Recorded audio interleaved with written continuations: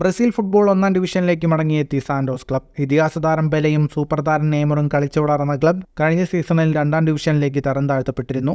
എന്നാൽ ശക്തമായ പോരാട്ടം നടത്തിയ സാന്റോസ് രണ്ടാം ഡിവിഷനിൽ നിന്ന് ഒന്നാം സ്ഥാനക്കാരായാണ് ഒന്നാം ഡിവിഷനിലേക്ക് തിരിച്ചെത്തിയത്. കഴിഞ്ഞ ദിവസം സെരി ബിയിൽ കോർട്ടിബയെ കീഴടക്കിയതോടെയാണ് ടീം സ്ഥാനം ഉറപ്പിച്ചത്. 36 കളിയിൽ 68 പോയിന്റുമായാണ് സാന്റോസ് ഒന്നാമതെത്തിയത്. ബ്രസീലിയൻ പരിശീലകൻ ഫാബിയോ കാരില്ലോയുടെ കീഴിലാണ് സാന്റോസ് കളിക്കുന്നത്. നെയ്മറിനെ സൗദി ക്ലബ് അൽ ഹിലാലിൽ നിന്ന് തിരികെ എത്തിക്കാൻ പദ്ധതിയുണ്ടെന്ന് സാന്റോസ് പ്രസിഡന്റ് മാർസലോ ടെക്സറ നേരത്തെ പ്രഖ്യാപിച്ചിരുന്നു. ടീം ഒന്നാം ഡിവിഷനിലേക്ക് മടങ്ങിയെത്തിയതോടെ ഈ നീക്കം കൂടുതൽ സജീവമാക്കാനും ക്ലബിന് സാധിക്കും. 2011 കൗമാരക്കാരൻ നെയ്മർ സാന്റോസിനായി പന്ത് തട്ടിയപ്പോൾ മിന്നും പ്രകടനമാണ് ടീം നടത്തിയത്.